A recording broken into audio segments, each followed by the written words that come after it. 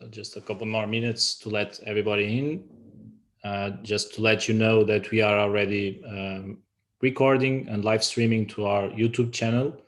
As I mentioned, this session will run in English language because many people among our audience are not Portuguese speakers, so they will be able to follow the entire session, the opening speeches, the pitching sessions, and let me see here if, okay.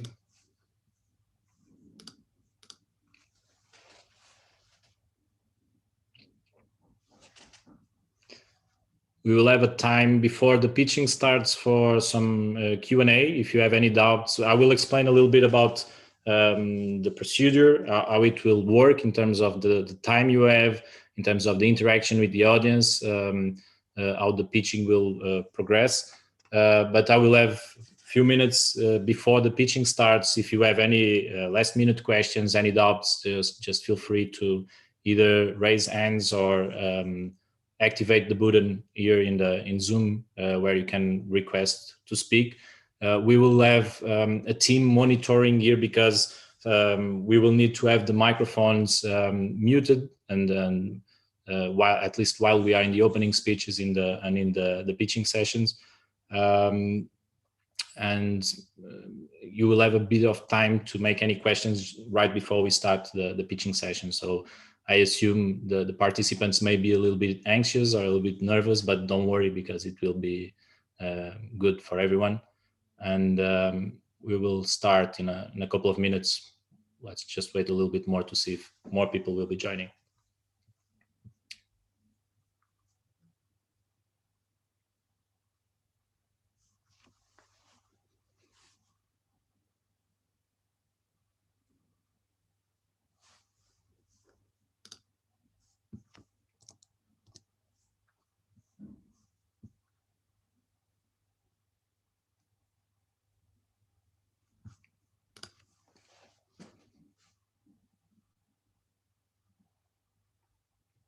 It's a bit weird for me to be here without music whatsoever.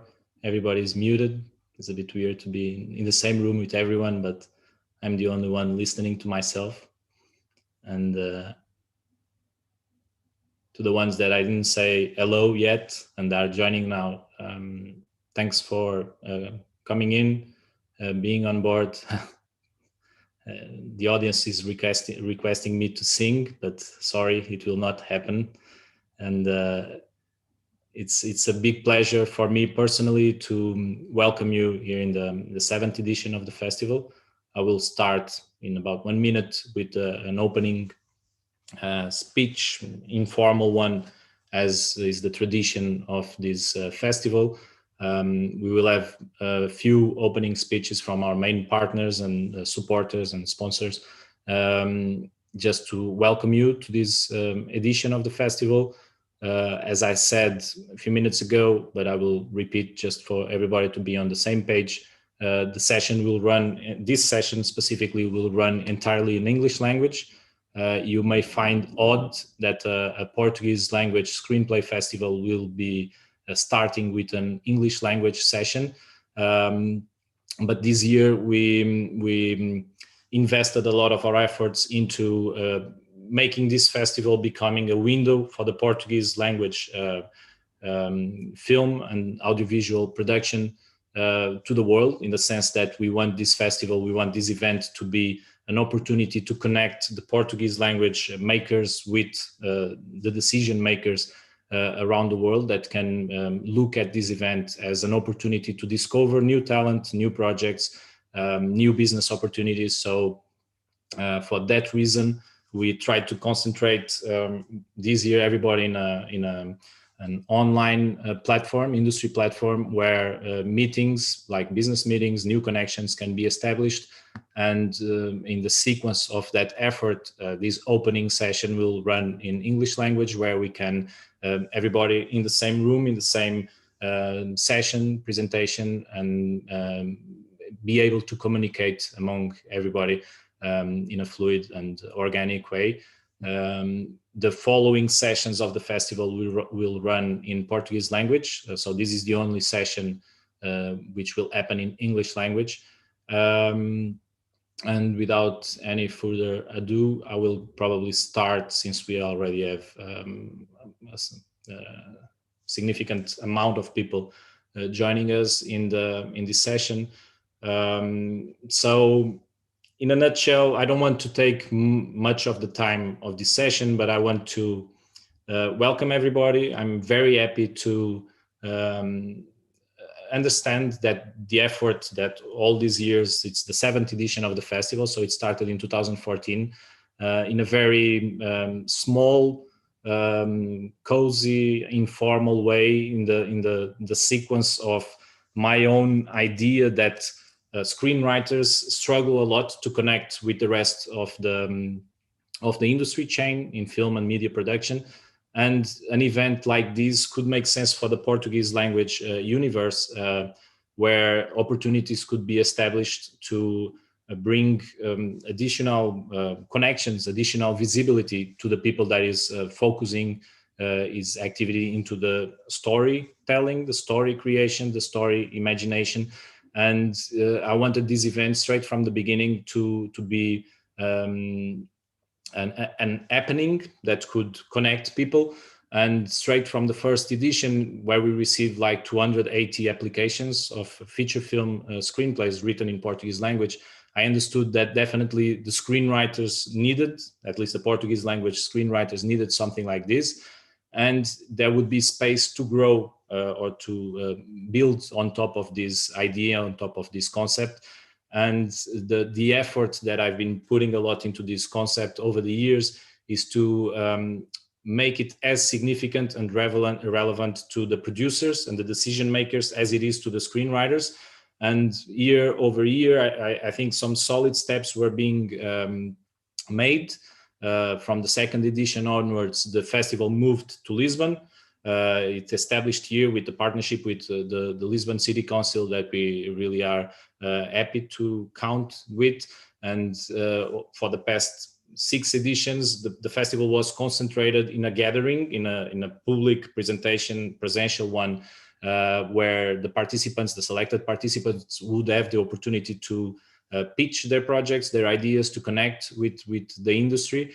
And last year, unfortunately, because of the circumstances that affected us all, the 6th edition of the festival was affected right in the middle when the pandemic, severe confinement, like the lockdown, started in Portugal, at least, and the festival was affected, and some of the activities needed to be canceled or readjusted. So since we need to start preparing this event with 1 year in advance to start launching the call for the screenwriters, for the scripts, for the competition categories to be in, we had to take this decision in advance to know what we could count on, in the sense that this very unstable period, we don't know if we could make something presential, something hybrid. We seek the hybrid opportunity to have some film screenings or presential masterclasses or debates. But in the end, when we needed to take the decisions about the program of the festival, was still not possible to foresee an opportunity to have the presential edition or the hybrid edition at the very least. So we decided to gather all our efforts, all our resources into building something that could take advantage of the online world and focus on the very core purpose and mission of this festival. That is the one of connecting the screenwriters with the decision makers, the audience, the industry, let's say it like this. And in that regard, we focused into building an industry platform where we could invite or extend the invitations beyond the Portuguese language universe and involve international decision makers like co-producers or potential co-producers, the sales agents, distributors, festival programmers, among many other possibly industry representatives.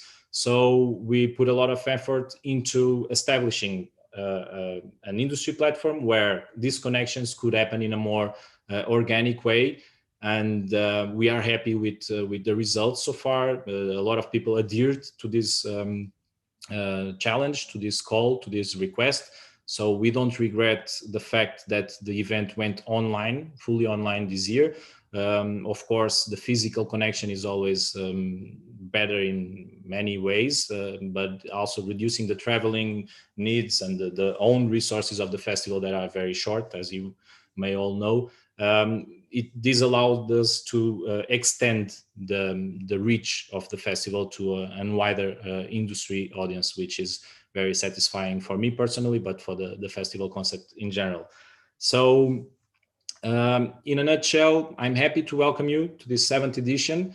It's a program designed mainly for screenwriters, in the sense that it promotes a lot of training activities such as masterclasses, debates for experience sharing, pitching sessions to connect, to introduce, to reveal new projects that are coming in, or projects that are in post-production stage, which is a new section of the festival. We decided this year to launch, besides the traditional competition for feature films, we launched a competition for pilot episodes for series, and also a new section that is for Portuguese language projects, either in development or in post-production, that are looking for additional financing, co-producers, sales agents, whatsoever.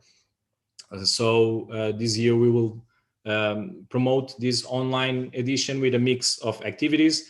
We are happy with the program that we were able to design. It's mainly a program in Portuguese language for the Portuguese language audience, screenwriters, producers, film enthusiasts in general. But it is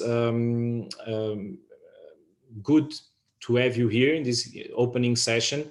Let me see if I'm forgetting something. Of course, I want to invite everybody that may be able to attend the program of the festival. It's fully online through the Zoom links, or through the website of the festival, GUIES.com. It's a pleasure to count one more time with the financial support of the Portuguese Film Institute, who 3 years ago, by the people of the board of the Film Institute, believed in the concept of this festival and understood the relevance that it could bring to the Portuguese language industry in general. So it's a pleasure to be again partner of the Portuguese Film Institute in this initiative. Of course, through the Portuguese Film Institute, the Ministry of Culture from Portugal, and the Lisbon City Council, that as financial supporters or sponsors of the event, allow these activities to happen. And I'm grateful for the opportunity that these supports are giving to this festival, and I hope that we can correspond to the demands, and that we can grow all together on top of what we are trying to build here. So I don't want to extend more. I want to give the word to, I want to thank, of course, the team, but I want to give the word to the Secretary of State of Film, Audiovisual and Media from Portugal, Nuno Artur Silva, who's joining us today, and he also wants to say some words to the audience. Thank you. Thank you, Nuno. Thank you, Luis, and congratulations for the festival. To all of you on both sides of the Atlantic and beyond, it is with great pleasure that I welcome you to the 7th edition of GUIES, a Portuguese language script festival. E agora em português também, a todos e a todas dos dois lados do Atlântico, é com enorme prazer que vos dou as boas-vindas à 7ª edição do GUIES, o Festival do Roteiro de Língua Portuguesa. Guião, sendo um galicismo, um francesismo da gíria cinematográfica, como métier, ou repérage, ou décor, tem na palavra roteiro a sua expressão na língua que nos une, a versão brasileira, roteiro, e que faz a ligação entre o que em Portugal se dá o nome de argumento e de étimo latino, enraizado do latim, e para o qual contribuem novos guiões, novas visões e novos pontos de vista sobre como contar uma história. O roteiro, que não é muito utilizado em Portugal dividimos entre o argumento, que é mais usado no cinema, e o guião, que é mais utilizado na televisão. A palavra roteiro era também, no português, a palavra para o livro de bordo, adequada para esta viagem, que é sempre o percurso de produção cinematográfica, a viagem que cada criador se propõe a alcançar. A palavra roteiro é assim uma boa metáfora para o trabalho, que é sempre um trabalho coletivo de criação audiovisual. E em relação a Portugal e ao Brasil, sempre próximos e distantes, lembro-me sempre daquela máxima do Oscar Wilde sobre a língua inglesa a propósito das relações entre os americanos e os ingleses. Wilde dizia: tanta coisa em comum, mas há sempre a barreira da língua. Esperemos que, no caso de Portugal e o Brasil, esse não seja o caso, e com roteiro ou com guião, nos encontremos na arte de escrever para esse trabalho sempre coletivo que é o cinema e o audiovisual. Portanto, mais do que um tempo de balanço dos laços entre Portugal e o Brasil, este é um tempo de oportunidade para a indústria conhecer melhor as propostas dos criadores, e os votos que formulo é que esta seja uma ocasião para nos voltarmos a ver, a encontrar, a trabalhar juntos. Vejo com grande entusiasmo este festival e este encontro entre pessoas de muitos lados do mundo.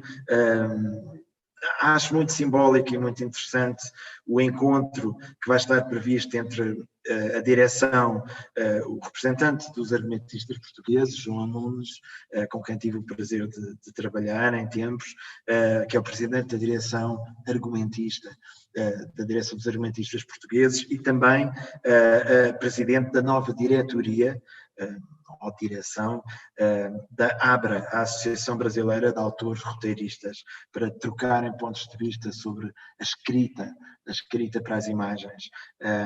E, portanto, faço votos para que seja uma ótima oportunidade de trabalho para todos, e espero que em breve nos possamos encontrar na 8ª edição, desta vez presencialmente, e desejo a todos boa sorte para os vossos trabalhos e que os roteiros vos levem a bom porto. Good luck, see you soon. Até breve. Obrigado. Obrigado, Nuno. Thank you, Nuno. It's a pleasure to count you in this 7th edition. We will move to the next opening speech, which is represented by a pre-recorded video by the board of the Portuguese Film Institute, Luís Chavivaz and Maria Mineiro. I will share the screen here where they want to share a few words about the opening of the festival. Hello, everybody.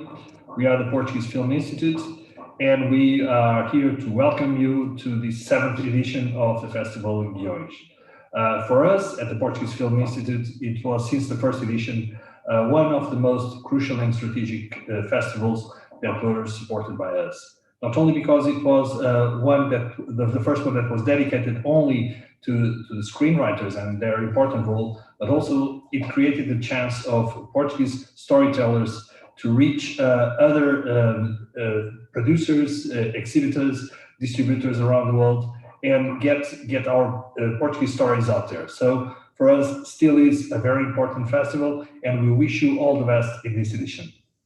Hi, everybody. We would also like to say that ICA's supporting schemes have been very important too. Since the approval of the new film law and audiovisual law in 2014, we have been able to increase the funding towards creation and development, with more than 12 million euros available and invested, and more than 400 projects supported.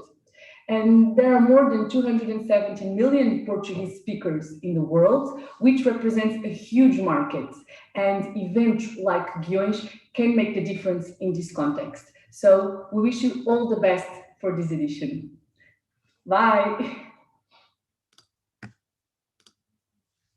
So Thank you to the board of Portuguese Film Institute for supporting this 7th edition of the festival.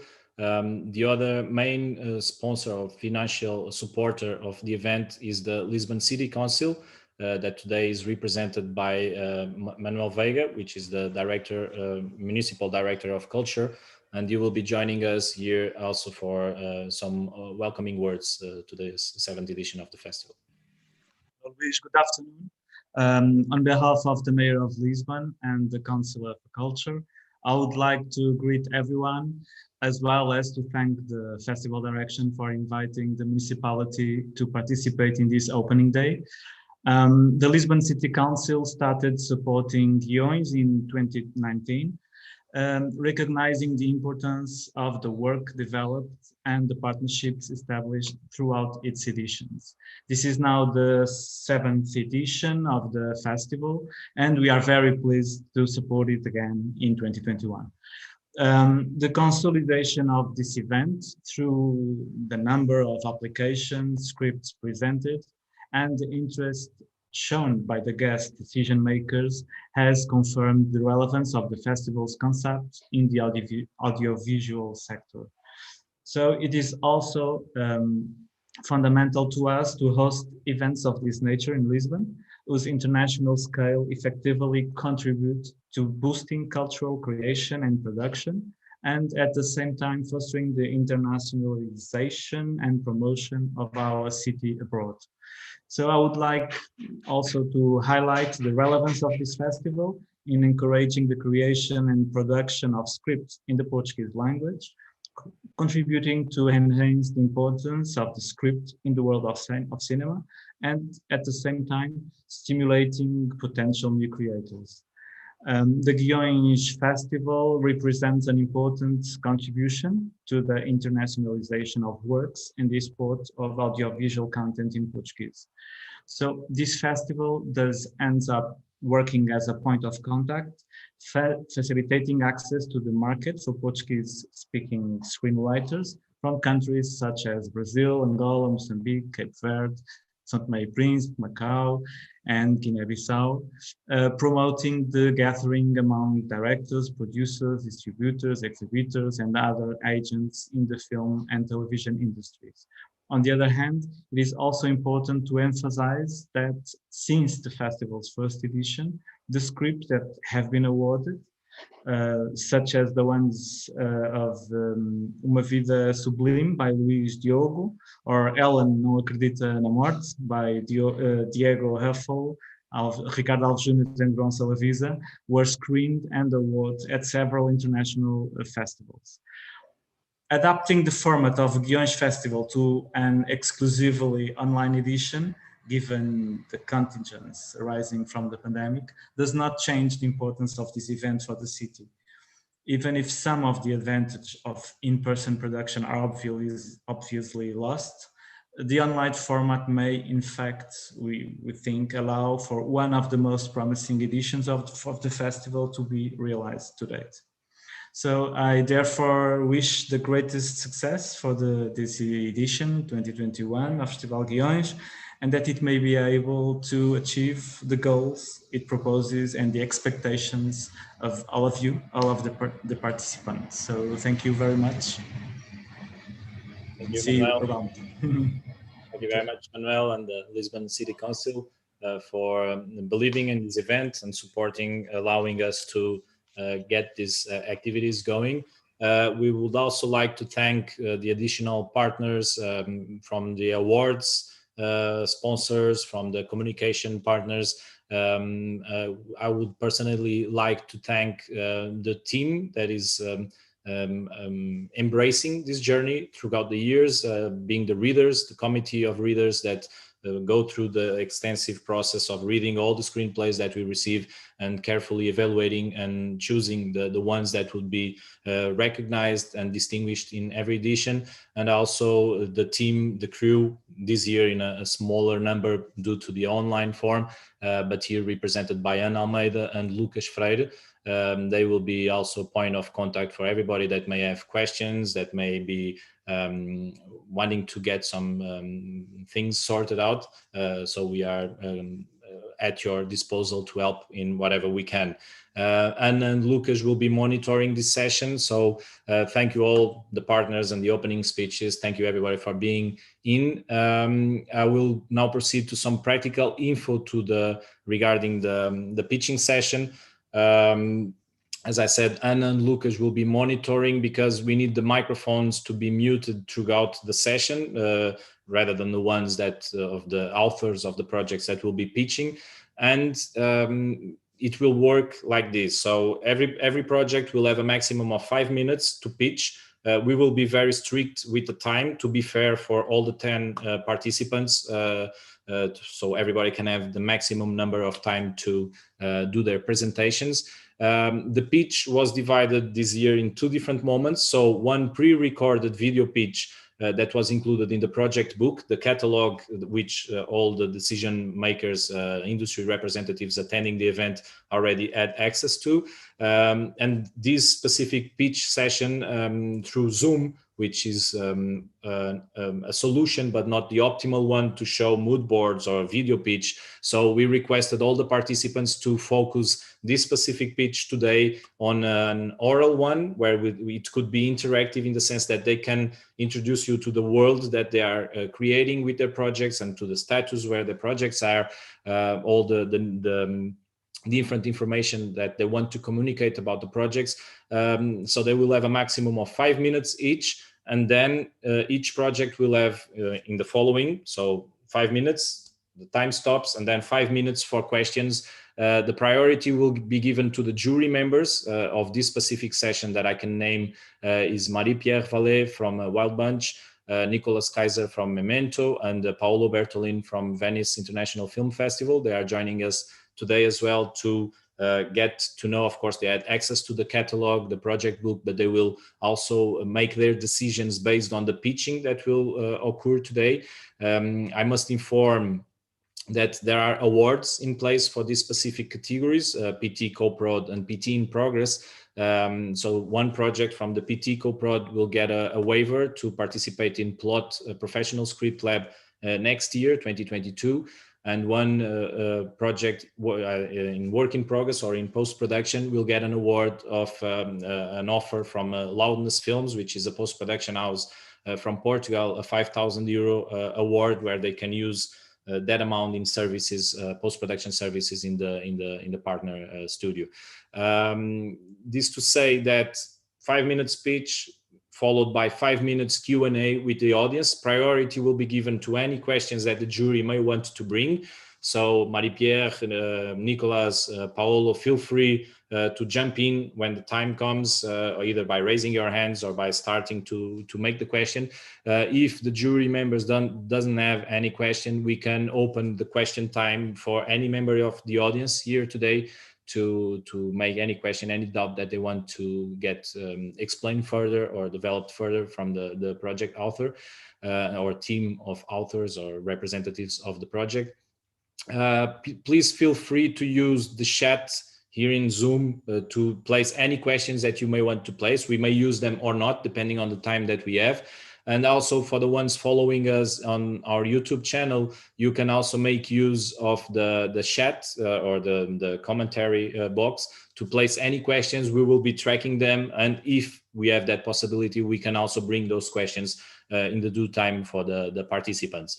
So thank you everybody for being in. I will start announcing one project at a time. I will be counting the time, and again, I will be very strict to be fair for every participant. When the 5 minutes comes, if you didn't finish before the deadline or the due time, I will inform that the time is over, and then we will have 5 minutes for additional questions. I don't know if any of you wants to make one question before we start.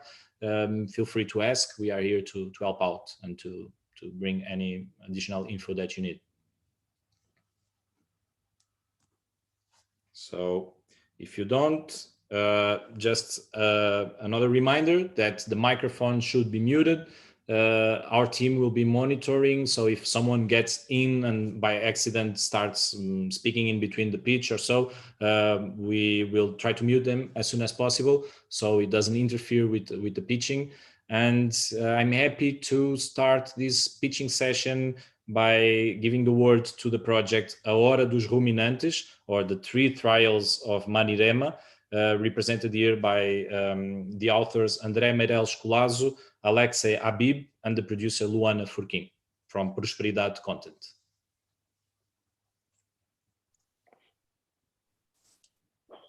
Hi, everybody. Thanks, Luis, for this opportunity. I'm André Meireles Colazo. I'm a script writer, director, and cinema researcher. I'm living in Lisbon. I come to Europe to try to open new opportunities in other markets to our company, Prosperidade Company. And we don't have too much time, but not here in this pitching, but in our country, Brazil. We are living dark times in Brazil, and we don't know what will happen with cinema, with art, and more important, with our future. Bolsonaro destroyed everything, all social achievements in the last 16 years. He began a kind of brainwashing, and he won until now. Who will stop this project of horror?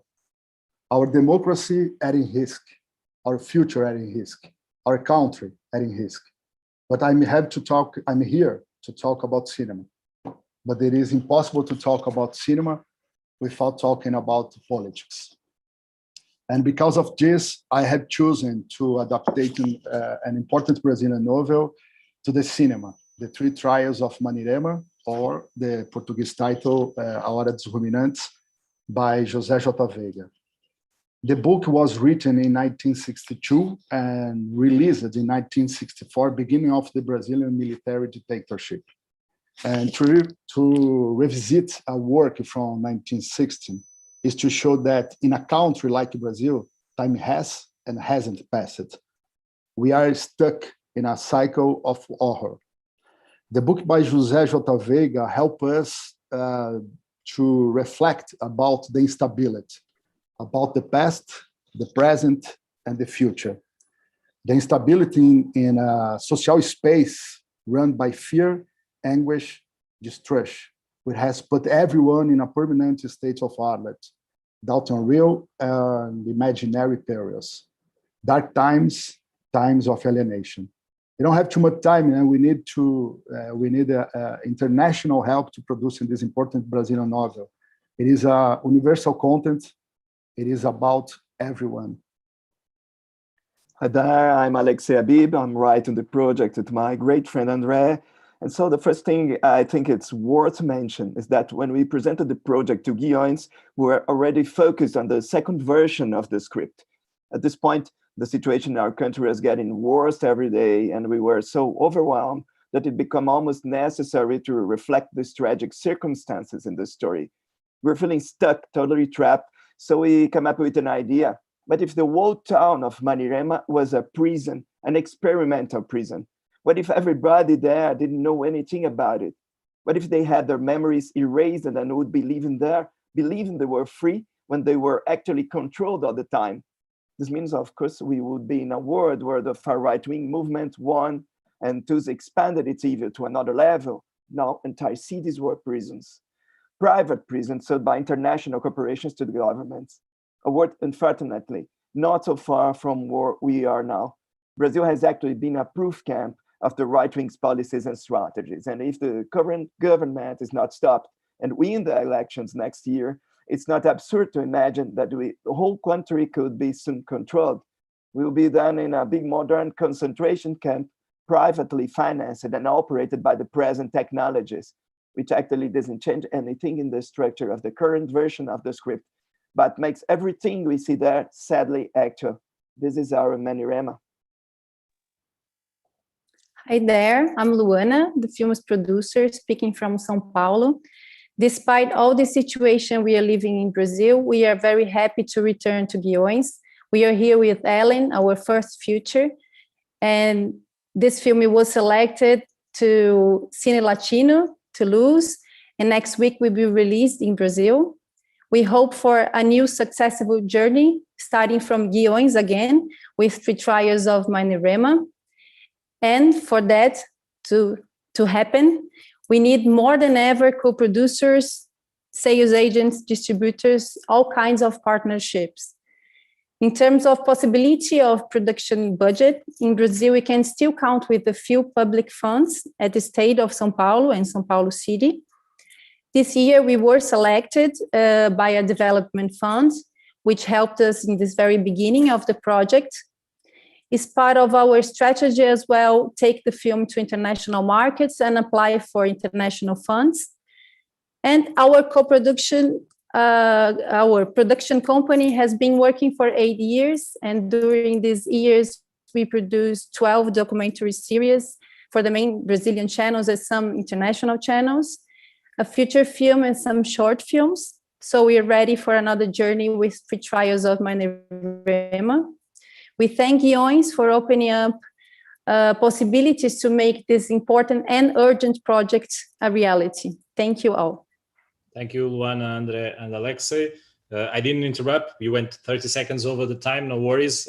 We have 4 minutes and a half up of questions and answers. Thank you for your presentation. I don't know if the jury wants to make any question. You may use the time now to bring any question if you want, or we can open to the audience the remaining 4 minutes.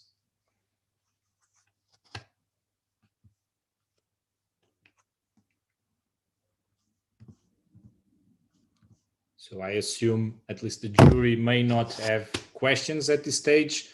So I open the time to anyone here in the audience that may want to make a specific question about production details or about the story, anything. You may use this time.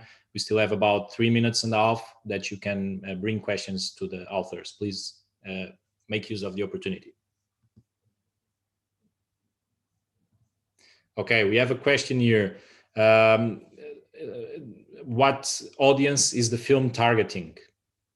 It's a question coming from the audience here.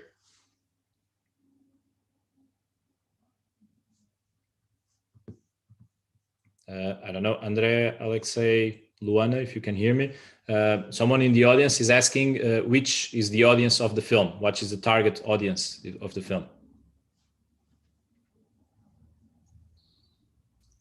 The audience of the film, I think there's a universal content, and we don't have the target, specific target. Of course, it's not to the children audience or something like this, but I think there's a universal teenager can see the film, because talk about the universal content about our country nowadays and alert to our possibilities of the future.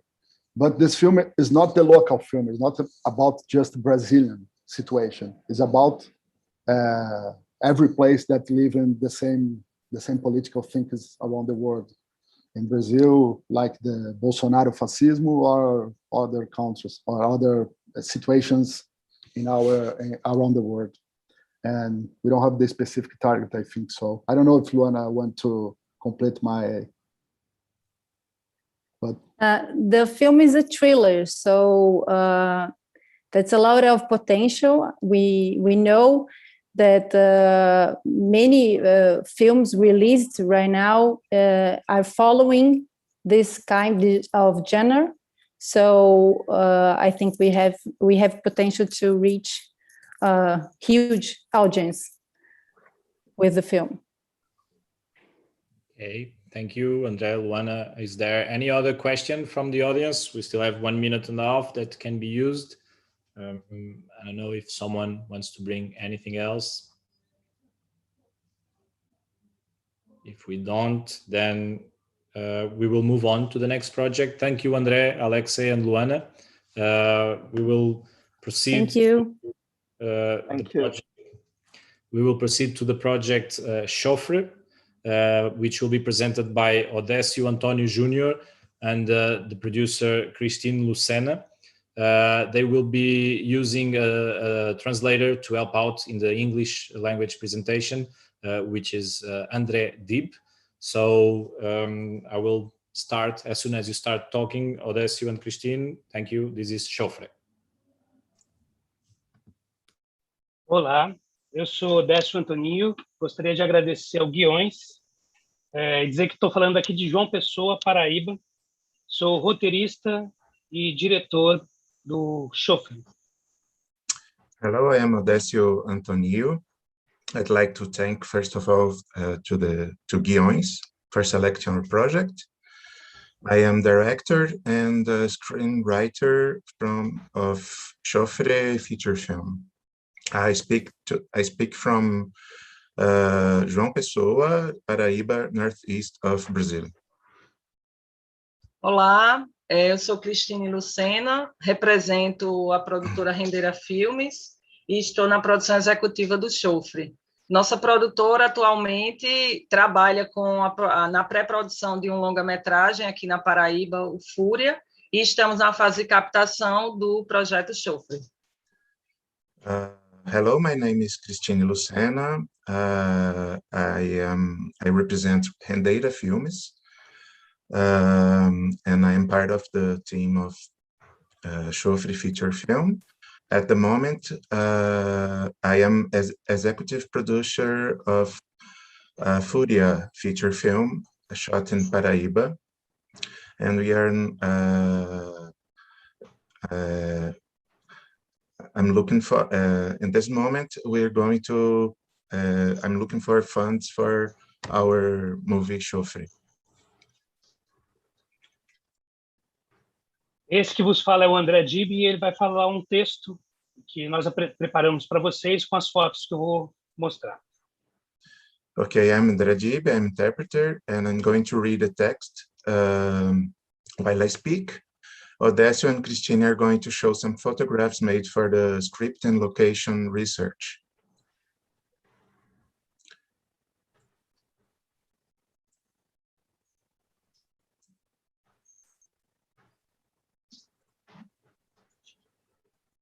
Chofre, one moment.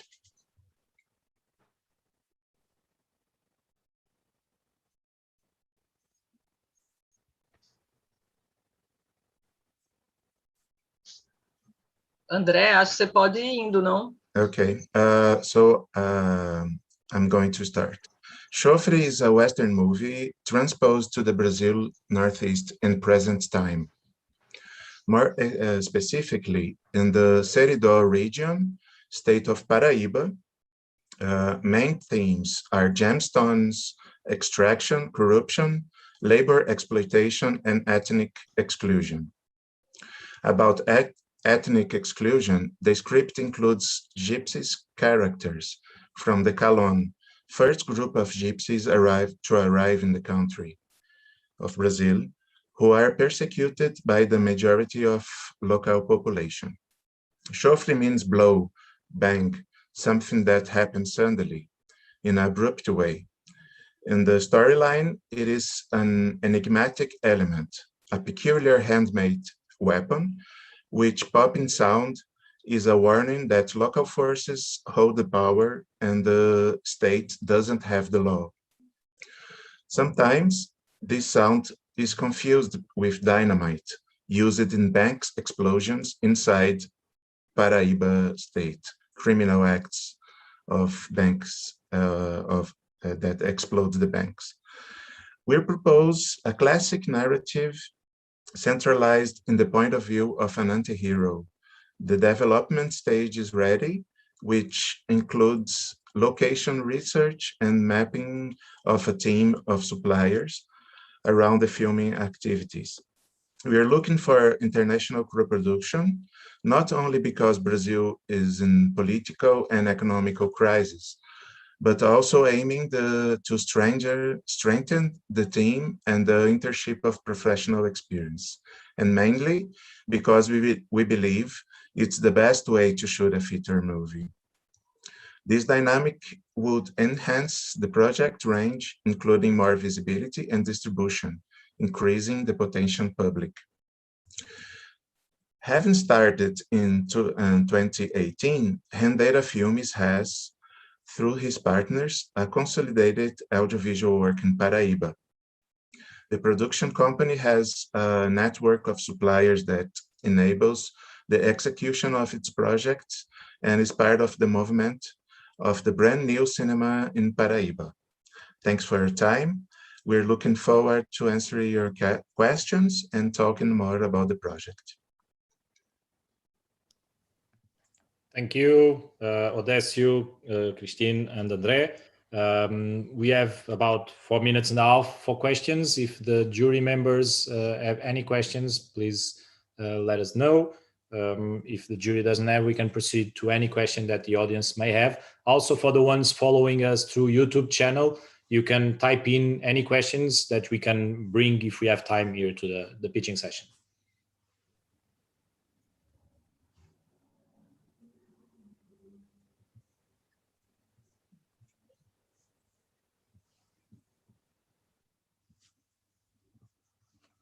Okay, no questions from the audience.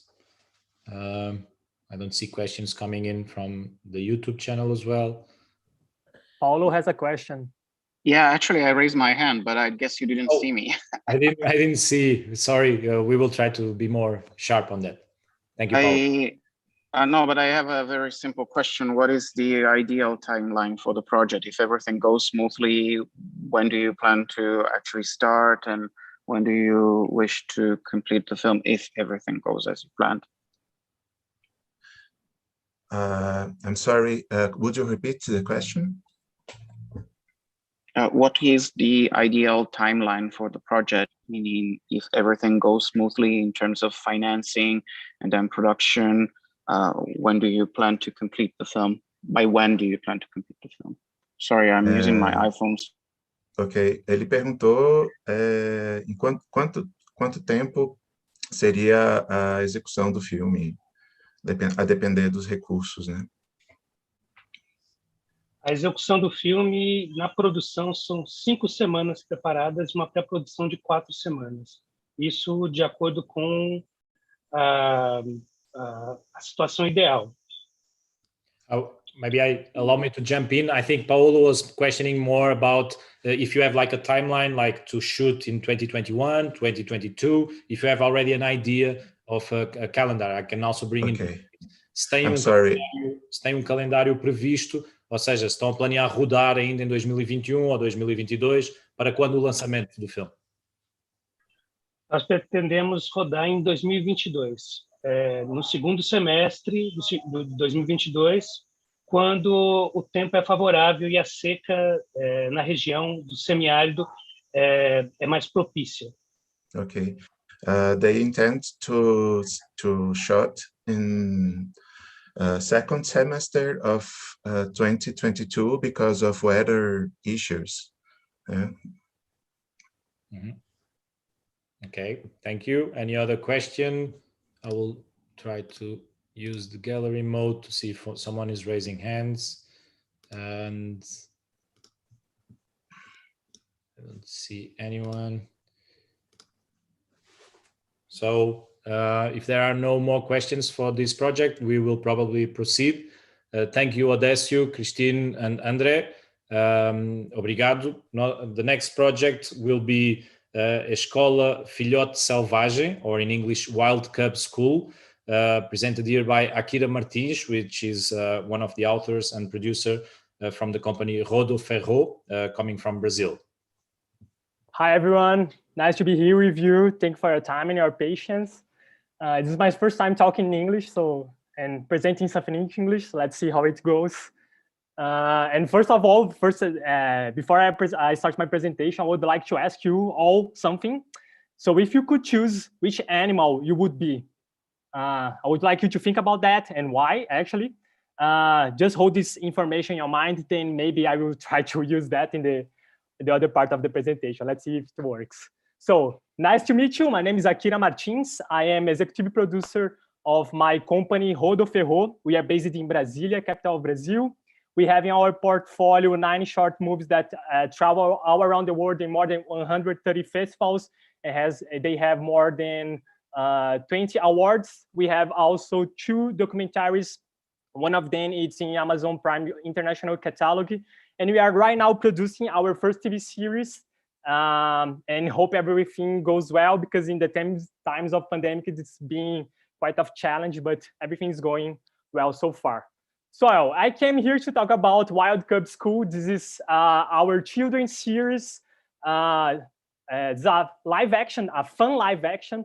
We have already developed 26 episodes of 13 minutes. When I say that's already developed, it's because we already have 26 screenplays written. So a part of the job was already done.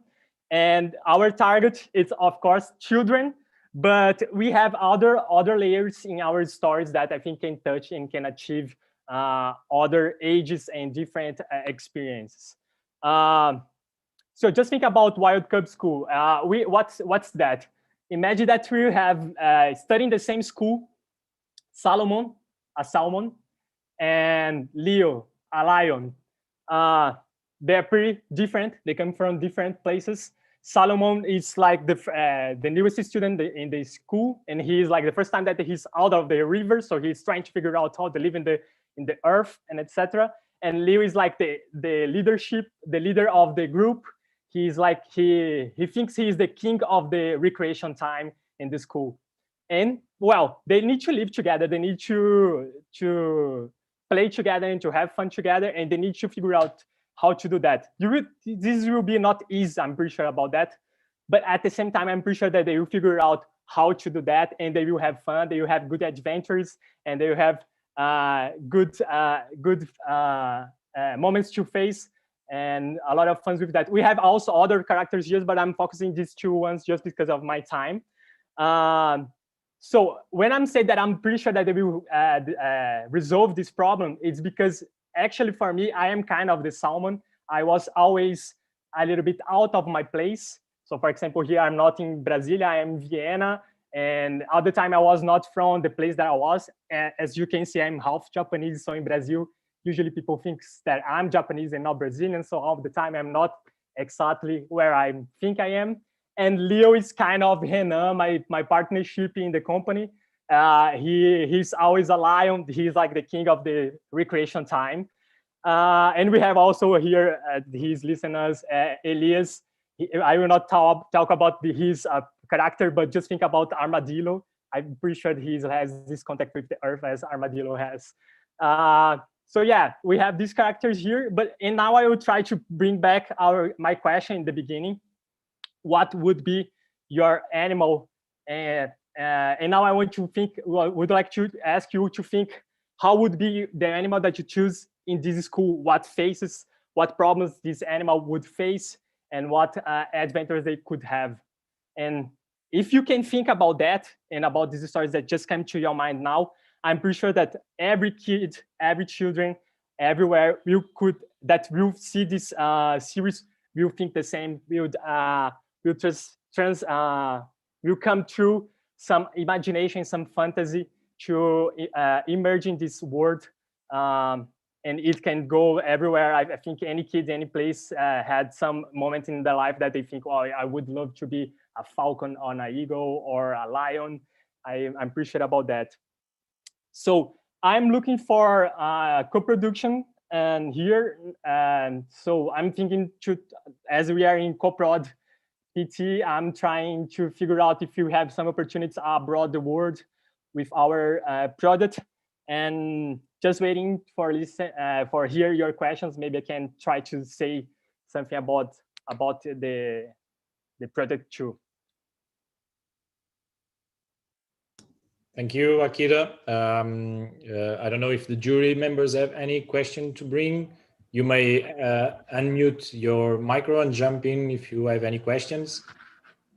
Hi, this is Nicholas. I have a question for you. Is two questions actually. Do you have a broadcaster, or like what's your strategy for exhibition? And is there an overall story, or like are every episode like different and like kind of tell their own story, and there's not an overall, there's not a big arc overall?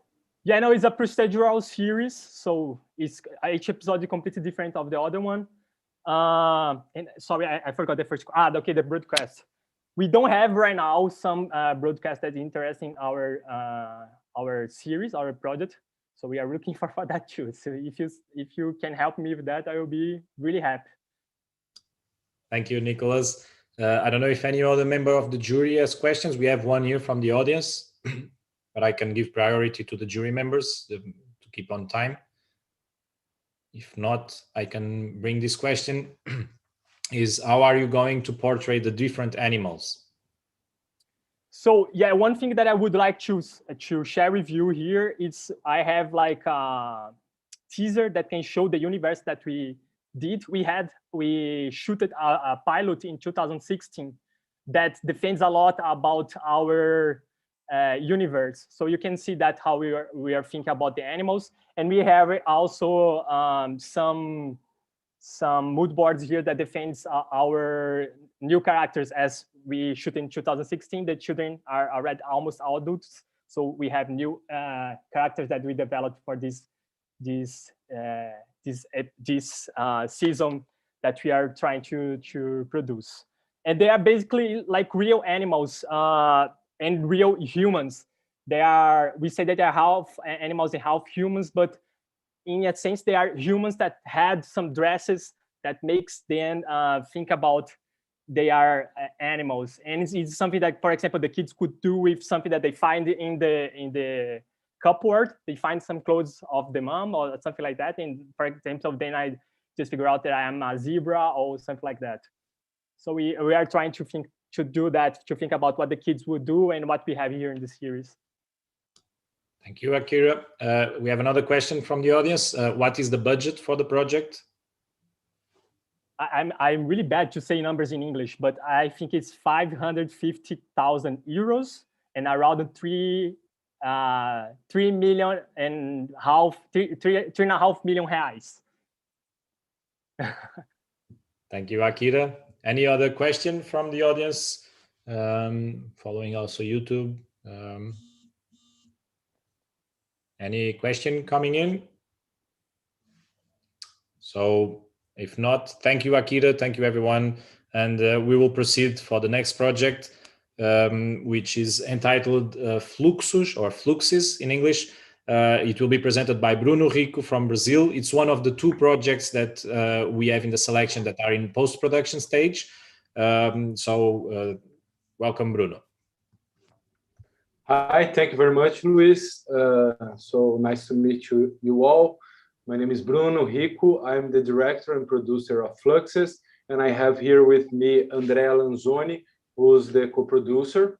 First of all, I'd like to say that it's an honor to be here talking to you, such great professionals of cinema, and especially under these hard times we're facing, not only internationally because of the pandemic, but also locally in Brazil because of the political situation that some has talked about here.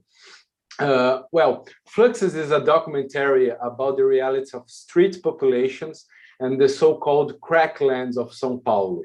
The crackland is the name it's given for the territory or the reunion of drug users and drug dealers on the streets of São Paulo. And it also has a name which is fluxo, which would be flux in English.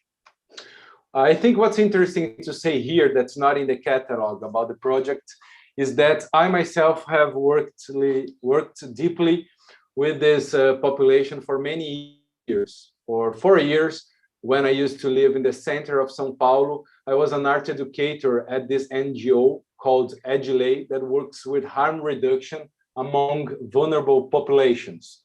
And there I conducted these cinema and video workshops and got the opportunity to get really close to this population and even create some affection and friendships that lasted after I left this institution in 2015. In 2017, when I was already working professionally with cinema and with the advertisement, I started shooting this institutional film for another NGO there, and I met the 3 characters of Fluxes, which are Dentinho, Janaína, and França. And I got the idea of shooting this short film. By that time, it would be a short film. But once we started shooting and we got closer and I got more curious and more interested about their lives, I simply kept shooting. And now we have this feature documentary. I think what's interesting about Fluxes is that it's a movie totally made from inside the territory, from inside this context, and that it follows for more than 2 years the lives of these three characters, França, Janaína, and Dentinho, really establishing this close and poetic view over the characters and bringing the audience close to them. So by this way, we're making a movie that's not the typical journalistic documentary that tries to explain, to debate, or to solve the problem. What we're trying to do here is to really make audience and characters closer, and by that bring a deeper and a deeper view of such a delicate and complex context. And I think it's important to say very briefly that the narrative also opens to other situations on the street, as it talks to other characters living on the streets, testify to police operations, public assemblies, art performance in the territory, among others. So this way, we believe we bring a multiple and deep view of such complex reality. I'd like to say more, but I'll let Andrea finish the presentation, talk a little bit about the production things. Oh, I'll try to share my screen and show some photos as she speaks, okay? Well, hi, it's great to be here with all of you in these times that we're so isolated. It's nice to be with other people talking about these projects we love. So as some of other colleagues here said, the Brazilian cinema is really going through harsh times, and me, Bruno, and other filmmakers here in Brazil believe that because of the situation, we have to understand we have to keep on making cinema more than ever. So this is where Fluxus comes from. It's a way of sharing these other Brazils that still resist, that struggle. So this is the production mode that we used in Fluxus. So the production was made with the support of people that believed in the project, with self-resources, passion, and a lot of work. Bruno shot the film basically in a one-person crew. So we're now finishing the post-production with the state funding we got last year, which gave us the possibility to bring abroad great partners to finish with us the film. We're now looking for sales, distributors, and other partners to carry the film with us.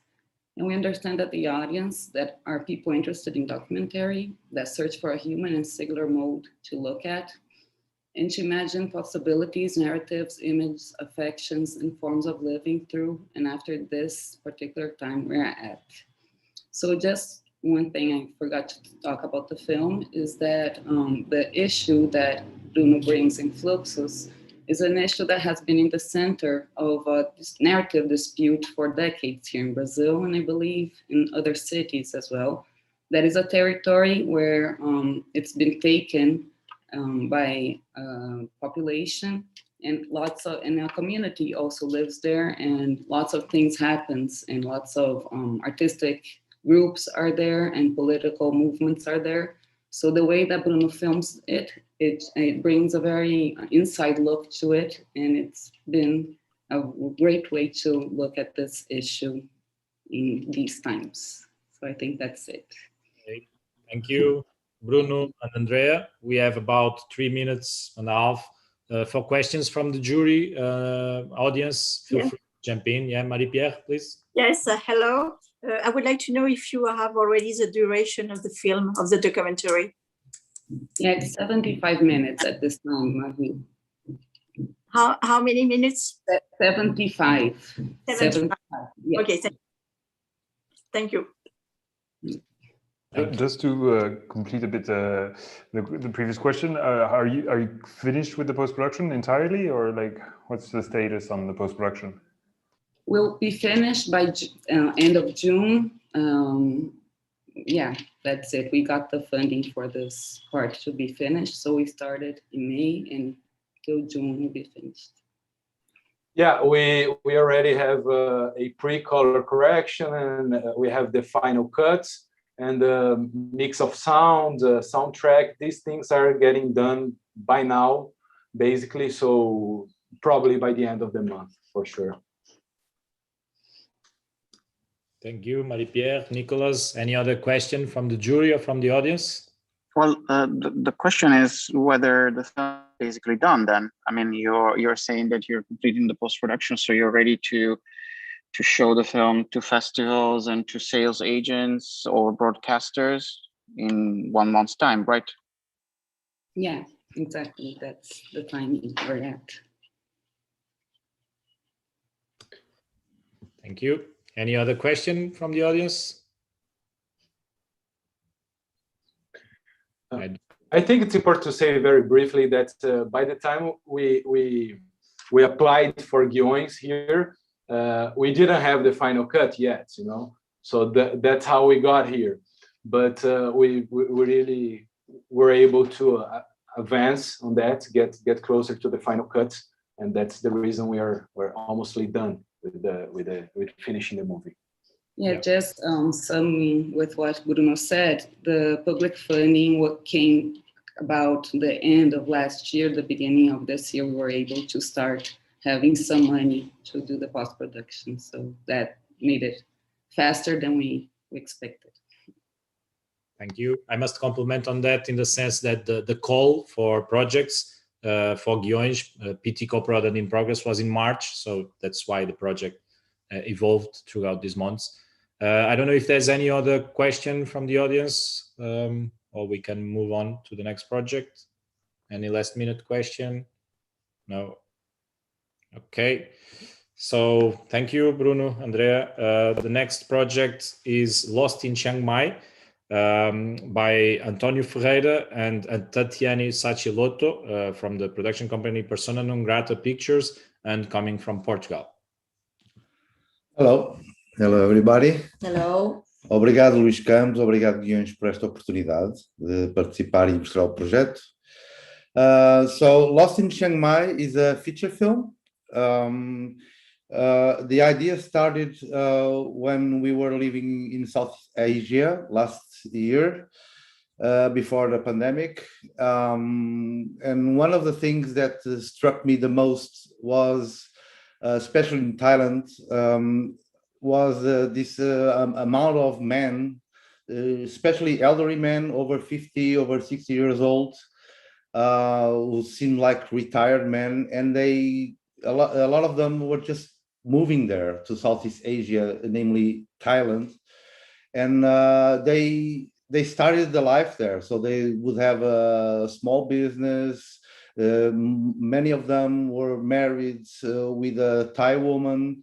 Many times living with their kids of this Thai woman. So I was really wondering what kind of life these people had, because it wasn't really, of course, we all have this idea of the prostitution in Southeast Asia, especially in Thailand, which is quite open. It's really into the society, and it's really well integrated in a way. It's not like something that is hidden. You can just see it.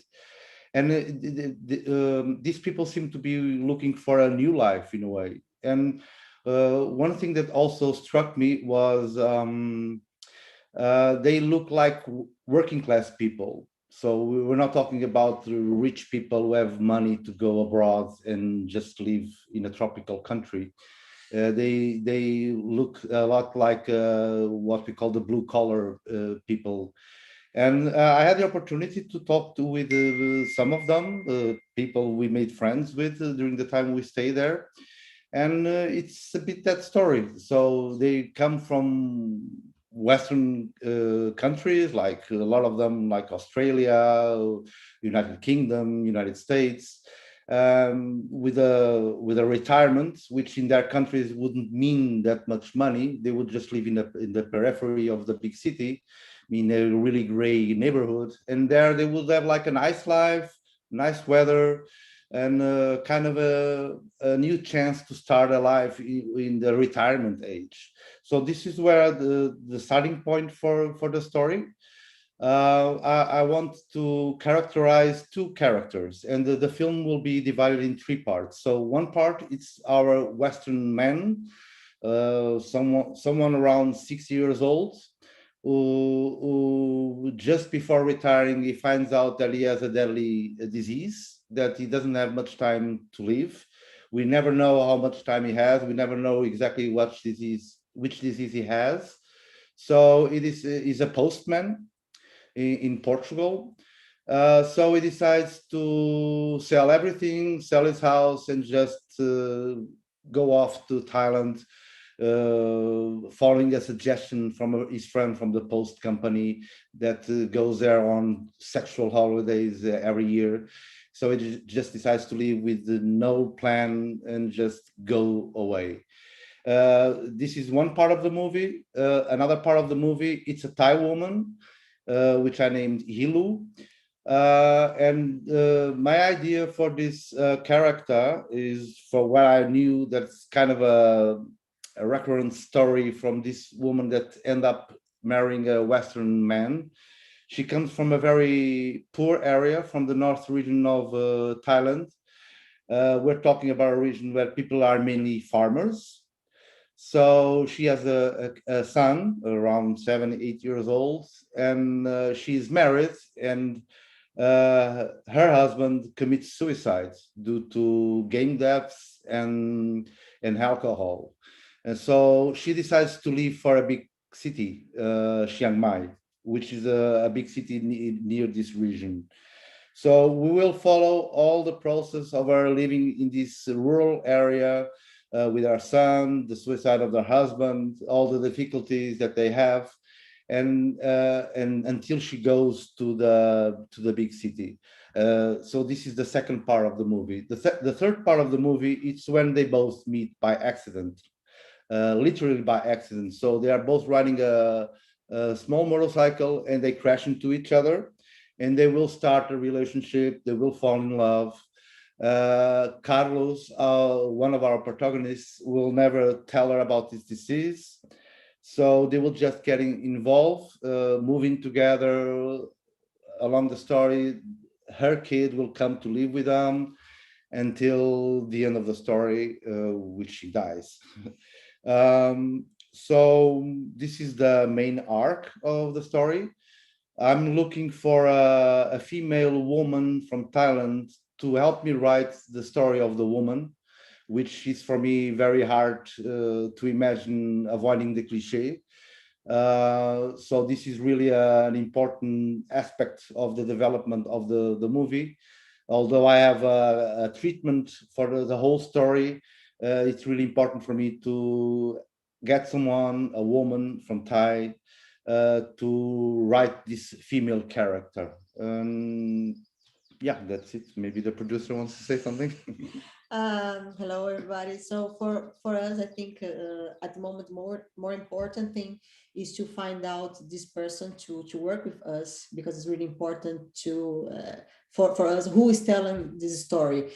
So we really want to avoid the cliches. We are really interested and respectful for the Thai culture. So for us, it's important to bring this person to work with us at this moment. The project is in a very early stage of development. But we want to start to talking with some distributors, co-producers, and sales agent to follow up the project with us. So you want to? Yeah. So maybe as a wrap up, what is important for me to talk about is I want to talk about working people who struggle to get through the months, to pay the bills.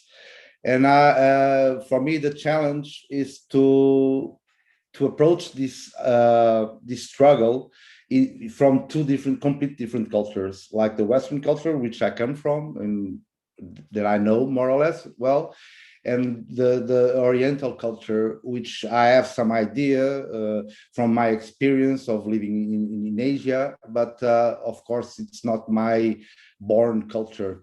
But I believe that somehow it's the struggles, the needs are more or less the same, but with different accents, with different ways of expressing themselves. So that's for me the main purpose of the movie. It's to talk about working class people.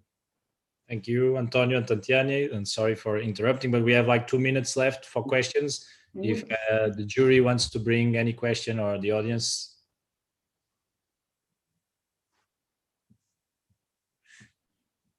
Feel free to unmute yourself if you want to make any question and use this time to clarify anything.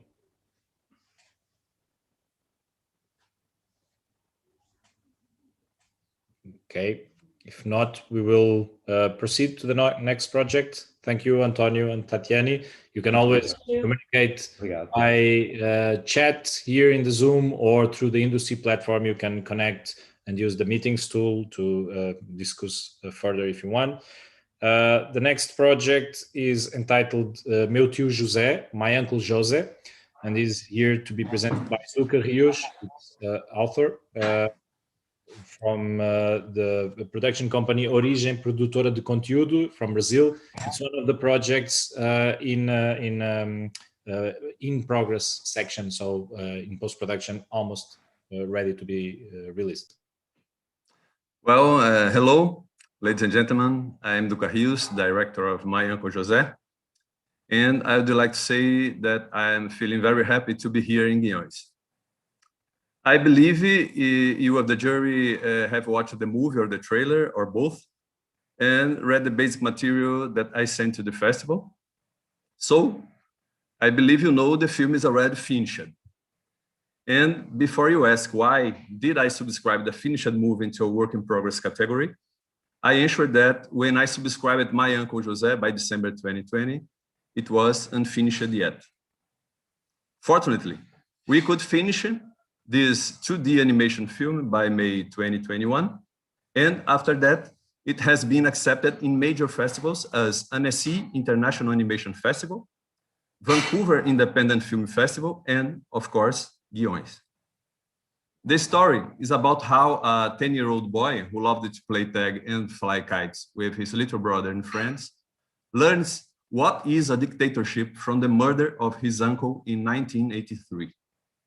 I am this boy, and My Uncle José is the answer to the lack of answers from my own country, which in those times was tyrannized by a cruel, authoritarian, and undemocratic regime, which I try to show with the story. With the story for all family, despite the heavy subject, which is half product of my imagination and half the saddest part of my family history. So it's a fiction that encounters a real life fact and a political movie that crosses with a family drama. We have wonderful Brazilian star talents working in this movie. Wonderful, as Wagner Moura, who did Narcos, Elysium, Elite Squad, and other big movies. We have also Tonico Pereira, who is one of the best Brazilian actors in all times. Lorena Comparato, a young, famous, and very talented actress, and 27 other incredible actors and actresses, including 15 children and teenagers.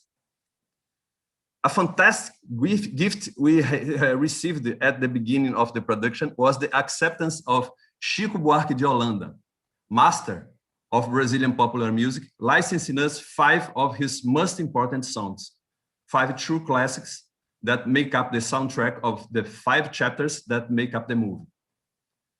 My Uncle José is my first feature, but I have directed before 8 animation series, 5 documentary series, and 5 short movies. My company, Origem, still among the most productive and creative animation studios in Brazil, and we are now producing 2 other features, one in co-production with Mexico, 1 new animation series, 1 new documentary series, and we have also other projects in development. For My Uncle José, we are searching for sales agents and international distribution companies. So that's it, a quick presentation. I hope you have enjoyed this personal and autobiographic experience. All the best for you. Thank you, Duca. we have time for questions from the jury. Paolo wants to bring a question, please. Yeah, I actually have a general question because I'm very curious. I mean, the project is very ambitious and as you mentioned, it's political as well. So I'm very curious to know what kind of space there is in Brazil for a film like this, for an animated film that has a content that is also somewhat provocative and adult driven rather than children oriented. What kind of impact do you expect the film to have in Brazil and maybe elsewhere? I believe it will sensibilize, make people think about the problem was the dictatorship in these days. It's a kind of problem that is still returning to the society with this kind of politics we have today. The principal player is Bolsonaro of this kind of politics with this fascist kind of using this power to make this return to the past in Brazil. So we think it will mobilize many people to the movie rooms to watch this movie, and we have a goal that is to show children and teenagers what is a dictatorship from this project. So I believe in schools and other space that we have children and teenagers, it will be passed in with many success. Sorry for my English. Thank you, Duca and Paolo. Any other question from the jury or from the audience? Yes, I have one. Tucumán is a distributor in Brazil, right? Yes. Yeah. Okay. Thanks. Thank you, Nicholas. Any other question? We still have a couple of minutes.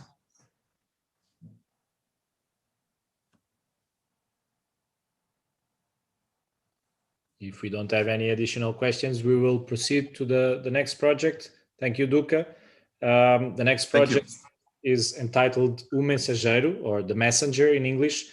It's a co-production between Brazil and Argentina, and it will be presented here by Lucia Murat from Taiga Films, and it's in co-production with Felicitas Raffo from Cepa Audiovisual. Okay, welcome, Lucia. Hello, hello everybody. Well, I'm Lucia Murat. As you can see, I'm an old filmmaker. I've already done 13 films, 13 feature films. All of them was released in Brazil and in some other countries as Argentina, Mexico, Portugal, France, and the United States. I've been also in some of the most important festivals as Berlin, Toronto, Sundance, and so on. My new film, The Messenger, will be shot in September. As you all know, and as Andrea and the other Brazilians here talk about, the situation in Brazil is very bad. And so this film has a very low budget, but it has already 8%. I tried to put the film in the budget that I had, that it was possible because the mayor of Niterói did a financing for one film, and I was selected for that. So what I am looking for is world sales and more finance from other countries. The film is about polarization in radical times. It begins with Vera, aged 70, a professor at the university, debating with her students about politics and forgiveness. Then the story of Vera, 20 years old, imprisoned at a military fortress during the dictatorship, who knows a soldier, Armando. In the face of torture, Armando decides to take a message from Vera to his family and establish an effective relationship with Dona Maria, Vera's mother. Despite the horrors of the time, the film works on this possibility of a relationship that's becoming closer between two lonely and lost human beings, a high middle class lady, and a young soldier of rural origin. Well, this is a film of fiction, but of course it has a lot of my experience. I've been in prison during 3 years and a half during the dictatorship, and I've been tortured during 3 months. So, but the idea of the film comes much more of what we're living now in Brazil. No? So I think that the importance of the message is in its proposal. Despite being a period film, it discusses contemporary issues such as polarization and forgiveness. It's not a coincidence that the character of Vera, as a teacher, wants to talk with her students about Hannah Arendt, the philosopher who lived through the horrors of Nazism and who watched and wrote about the trial of Adolf Eichmann. Arendt agreed to condemn him, but she also worked on the question of the banality of evil, being questioned by the Jewish community, which did not agree with the complexity of the approach. In this film, we will have two persons, Armando and Maria, that in general, in this kind of film, are put in a secondary role. But here, no, they are in the front of the film. So I think that it's very interesting because of that to put this kind of characters that are in general outside in the film or just secondary on the film. And also two things I think that the film speaks a lot. The possibility of dialogue between them, between these two characters, no? And also how violence achieve everybody that is in the circle. So the violence achieve Dona Maria, but also Armando, the soldier. And the film also discusses the impact of violence on those who was part of this society. And is it possible for Armando to escape the wickedness he experienced as a human being?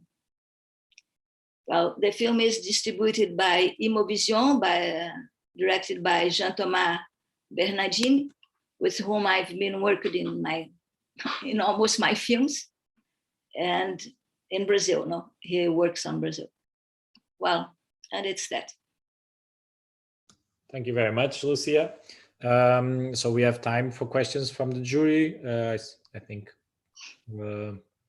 if there is any question coming from the jury members, please unmute yourself, jump in. Paolo, yeah. Lucia mentioned that they're starting the production next September, if I'm not wrong, but you also said that you're still open to collaboration with another co-producing country. Is it maybe for post-production?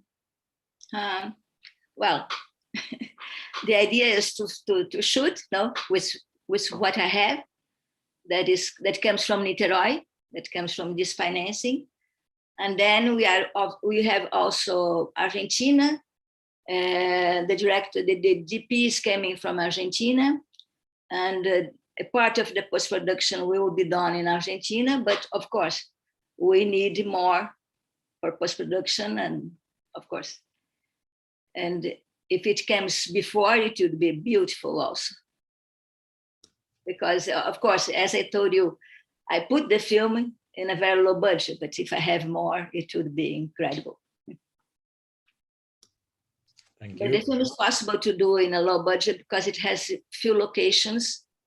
And so, well, I have some experience to do that. So that's the idea.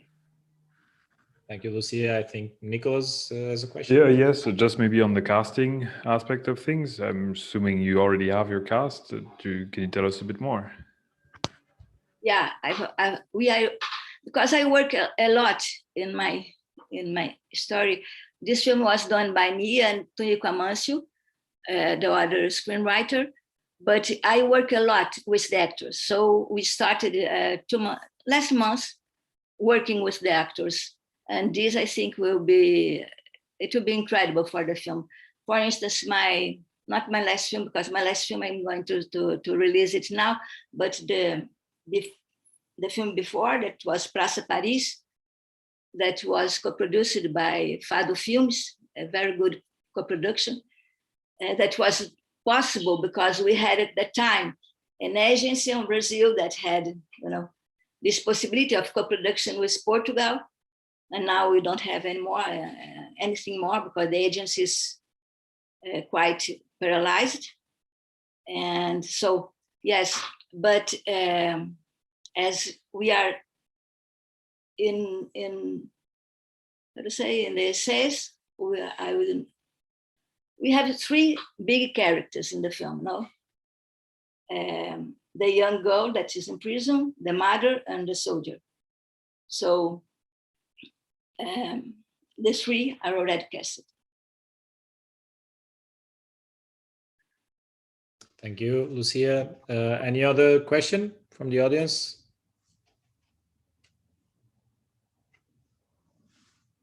Okay.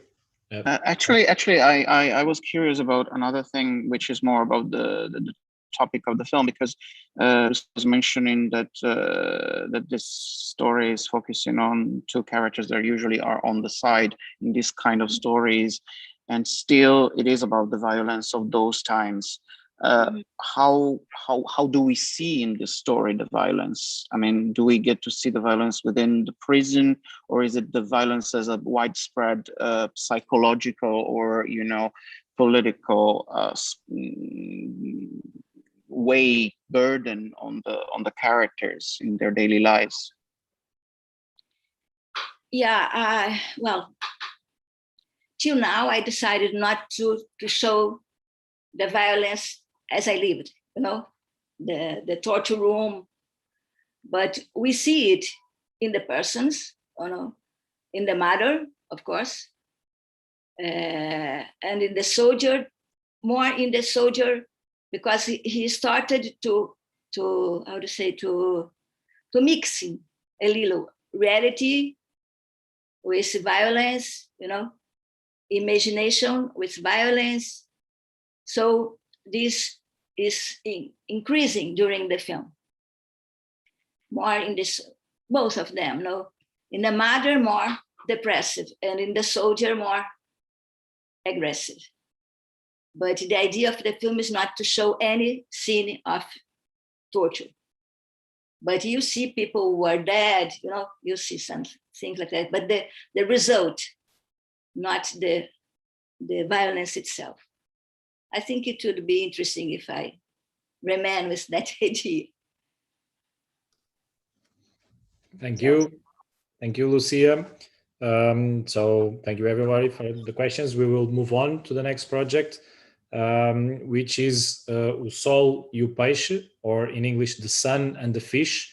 It will be presented by the producer Antonio Gonçalves Jr. from Grafo Audiovisual and the author Caroline Biagi. It's coming from Brazil.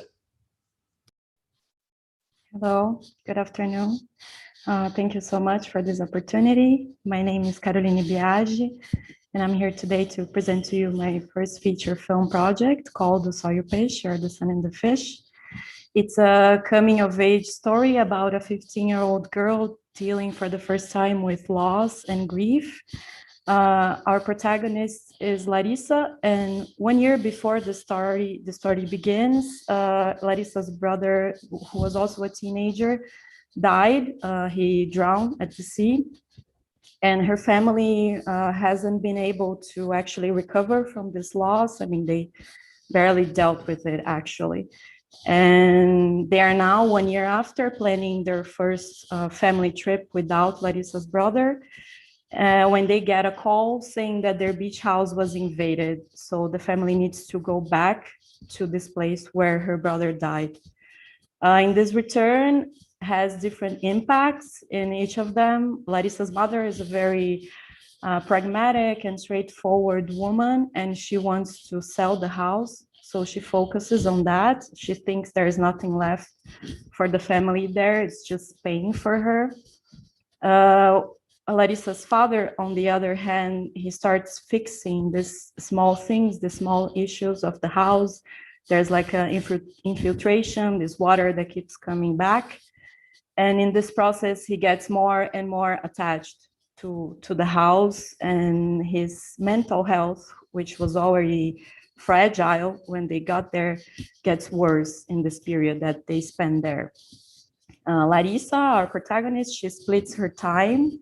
During the day, she practices for an open water swim competition, a type of swimming marathon, which was a sport that her brother was a champion of. So it's kind of a way of honoring him, but somehow also competing with him. And that creates a lot of conflict between her and her parents. And also at night, she joins this group of teenagers that are breaking into these vacant houses, because the city used to be a place where families would spend their summers, but now it's kind of in a downfall. A lot of the houses are being sold or rented.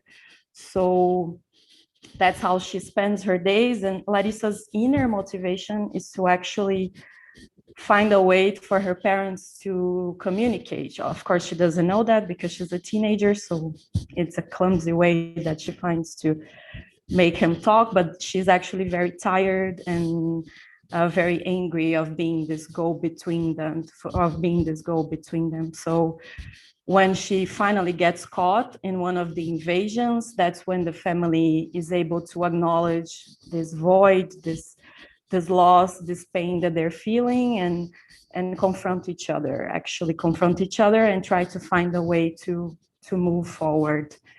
As I said in the beginning, The Sun and the Fish is my first feature film project, and I approach subjects that I have discussed before in my short films, such as family, grief, and memory, all subjects that are very dear to me. Now, Antonio Jr., the producer, is going to talk a little bit more about the project. Hello, I'm Antonio. And my production company is Grafo Audiovisual. We already produced 10 feature films and a lot of short films, films that were selected for festivals as Cannes, Venice, Sundance, San Sebastian, and won more than 200 awards around the world, and were sold for many territories. About O Sol e o Peixe, it won a Brazilian development fund of 17,000 euros. And we participated in a few Brazilian events and contests with the script, and which is now currently in the third draft. We are looking for international film funds, co-producers, and sales agents. Our goal is to shoot the film in the second semester of 2022. And we are open for meetings today and in the next days. Thank you very much for your attention. Thank you very much, GUIES. Thank you, Caroline and Antonio. I open for questions for the jury or audience. Please feel free to jump in and mute yourself and make any questions that you may want.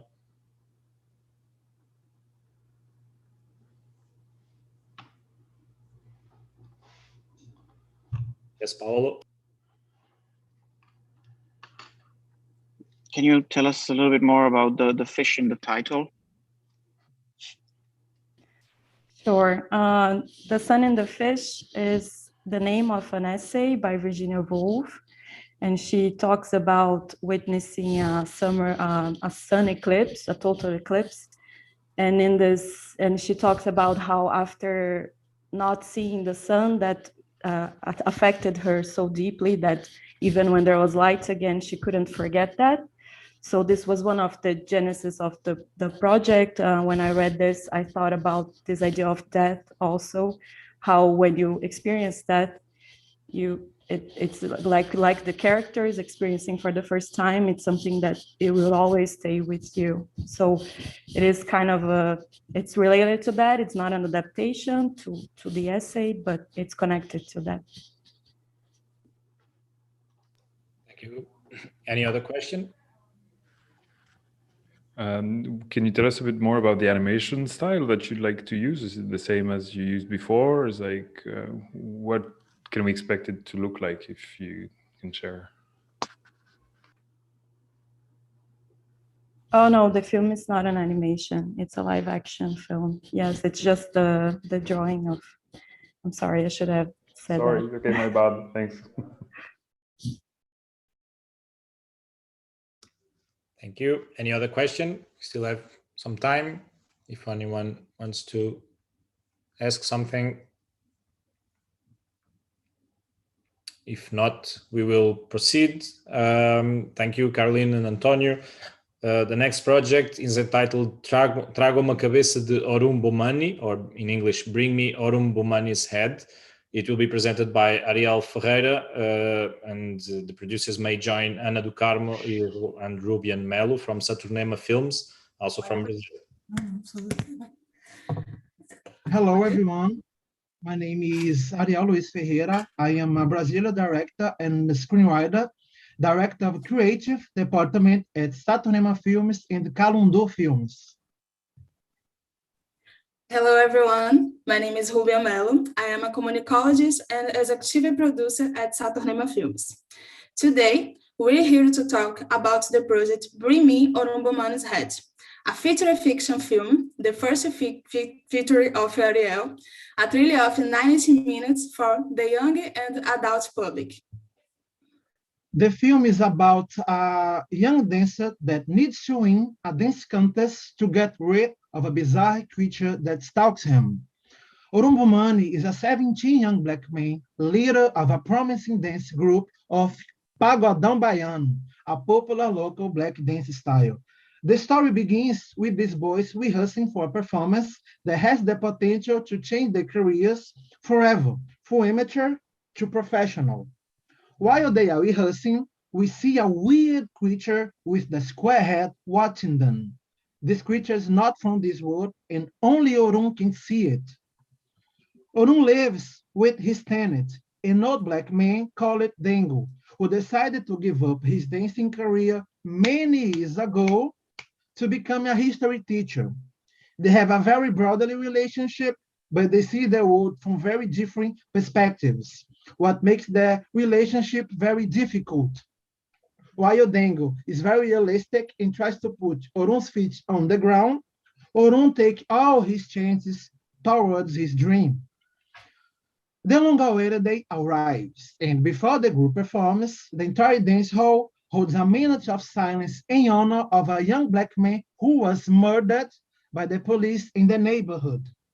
Then the presentation begins. Orum and his crew rock and are awarded. Orum believes that now that he has achieved everything he ever wanted, the squarehead monster will finally stop haunting him. But the monster is still there, but now 10 times bigger. This is when it is revealed that Orum's great unresolved conflict is that he and Dengo are actually the same person. Orum, ever since he was a little boy, had to face the image of his inevitable future failure living under his roof. Orum needs drastic measures to get rid of the creature, otherwise his future would be as empty as Dengo's. He takes a gun to kill it, but on his way, he's intercepted by a police patrol. Then, right when the search begins, when everything seems to be lost, the gun is simply no longer there. It's like Orum was born again, like he's gotten a second chance to live. When Orum returns home, he's surprised with a big party. It's his birthday. He is turning 18, and he in Brazil can already be arrested. He goes to meet Dengo so that together they can blow out the cake candle and make a wish. He sees Dengo all sweaty, dancing to the creature. Although speechless, Orum does not disturb them. On the contrary, this time he's pulled out the chair for the creature to sit on, and together they enjoy Dengo Rush's performance. This project participated at 7 screenwriting labs, among them Cinema Negro em Ação, Film Marketing, sponsored by Netflix Brazil, and awarded as Best Feature Script by Face to Black Festival. It is its third draft, and we are currently looking for financing opportunities and international co-production. Although The story takes place in the city of Salvador, where I come from. This project touches on issues of global reach. We talk about how sometimes we are not able to fight all of our fears and insecurities. And to tell this story, we bring in a Black character who fears becoming what society expects him to be. So if young Black people can deal with their own complexity, how could the state do it? Thank you. Thank you. Thank you, Ariel and Rubian. Any question from the jury or from the audience? Yeah. Please, Maria. Yeah. Can you tell us about a bit more about your creature? Thank you for the question. I'm going to pass all the question to my translator, Claudia Sater. Hello, everyone. Can you repeat the question, please?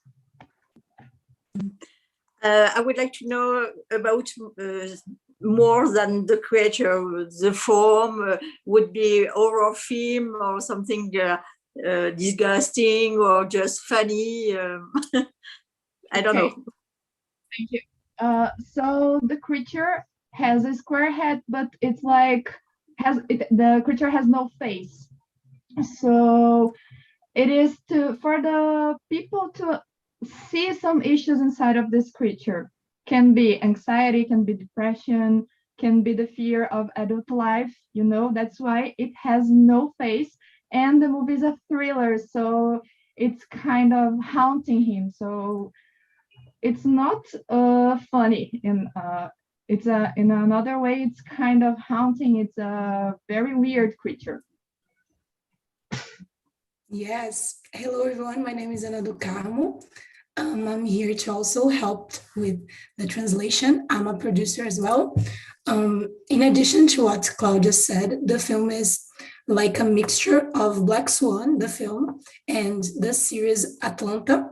On the other hand, we have Black Swan as a super character study that portrays an internal and existential issue of the character, and there's Atlanta that brings social issues and community experience through an underground optic, and also films like Pan's Labyrinth, where instead of the monster being the great villain of the story, he's like the character's mentor throughout his journey of self knowledge. Yeah. Thank you. Any other question? Jury, audience? I have a question. Can you talk a little more about your protagonist's personality? Thank you for your question. I go to pass it for my partner, Ana do Carmo. Okay, so here in Brazil, despite having more than half of the population as Black, our country is also one of the world leaders in genocide of the Black population. Not only physical, but also mental genocide. So this film is a call for us to see Black bodies as people with many stories to tell us everybody else. So that's why we want to tell the story. And Brazil is a pretty big country, so we still haven't seen all the possibilities of narratives that can be told here in Brazil with our vision. That, as Claudia said, the monster is supposed to be the mentor of the character. And for Ariel, as a Black man, writing this film is much more than a job, but an opportunity to rewrite our story throughout his eyes. So I think this character comes very of Ariel's experience. For a very young age, Ariel has always been denied the right to be a sensitive man, to cry, to assimilate the complexity of his own experience. And while a Black man, a muscular one, tall, they expect him to be the stereotype of full strength, So this film is like a letter from Ariel to the world that tells that Black men as they are complex, just as complex as every other person. And here in Salvador, there's a phrase that said, oh, you're turning 18, you can already be arrested. That's how we construct this character. He fears becoming 18, but also because he's a Black man who is a target of the police. So that's how we intend to create this character. Thank you, Hannah and Marina, for the question. Any last minute question for this project? If not, thank you, Rubian, Anna, Ariel, and I missed the name of who's with Ariel. Thank you very much, and we will proceed. Thank you.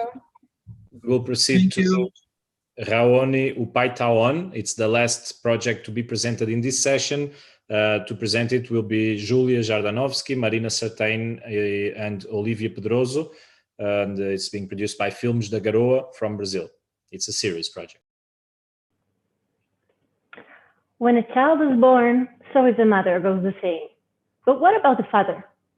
Hi, my name is Julia, and I'm here representing the project Raoni Upaitaon. I'm part of the trio of Brazilian female creators who grew up in São Paulo. In this huge calderon, we met when we were still kids, and our reunion years later revealed that despite now living in 3 different continents, we share a deep connection with our country of origin, which is going through some very tough times, as well as the urge to rethink and transform gender dynamics that are replicated in so many places around the world. My friends and colleagues, Marina and Olivia, developed Femininks as their first project together, an anthological fictional series that portrays different contemporary expressions of femininity. I fell in love with the characters and the captivating plots, and that's when the desire to work together emerged. The 3 of us share the craving to turn into cinematography all we can observe when it comes to gender, from the beautiful and liberating discoveries to the repression and violence and everything in between. The stories that we seek to tell are all steered by the subject, both in an intimate and in a collective level. That's how Raoni Upaitaon was born. It's a fictional series that brings a feminine and feminist perspective on masculinity through fatherhood. Observing a baby boom in this phase of life, we realized how much fatherhood is fertile ground for exploring masculinity, precisely because it invites us to rethink the place of men in the family and in the world.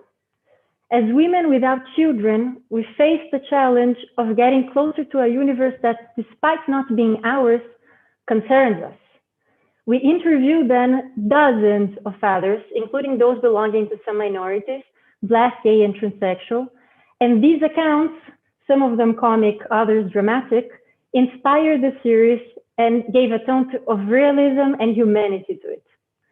We also relied on the crucial work of Marcos Rodrigues and Gabriel Santiago, both young Black men, residents of the outskirts of São Paulo, hired as consultants to revive the project. Well, after this introduction, let's cut to the chase. The series is comprised of 7 20-minute episodes. Raoni is the name of our protagonist, and Upaitaon is a Brazilian slang that translates literally to the dead is online, and more subjectively to something on the lines of a guy that is down for everything. And that's actually a great description for our protagonist. A young Black man who is a first-time father living in the impoverished outskirts of São Paulo. Raoni is a cool and charismatic guy that jumps on the bandwagon of delivery apps and becomes a delivery guy.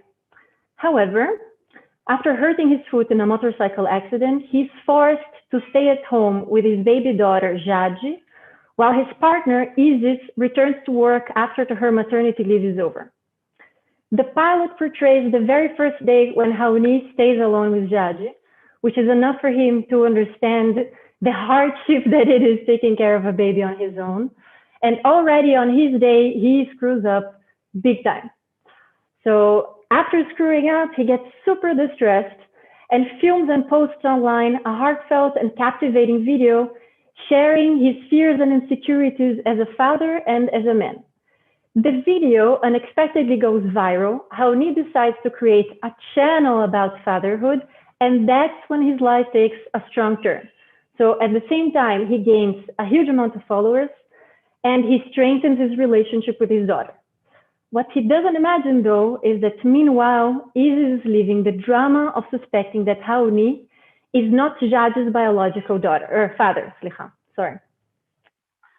In this journey, our protagonist discovers his strengths and weaknesses as a man, a partner, and a father, while dealing with sudden fame and aspects of structural racism. Albeit not avoiding dense subjects, the series bets on a light mood. On the periphery of São Paulo, so little represented in audiovisual productions, Raoni is not the goofy father, nor the hero one. He is an ordinary guy.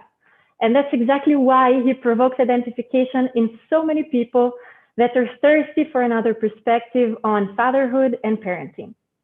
Festival GUIÅES is the very first space in which this project is being presented.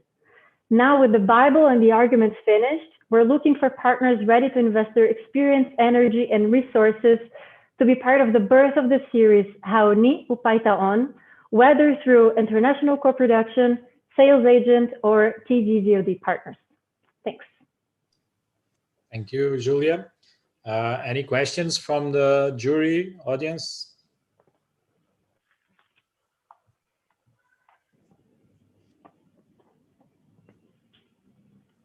We have a couple of minutes if anyone wants to jump in to bring questions. If the jury doesn't, someone in the audience maybe has any question.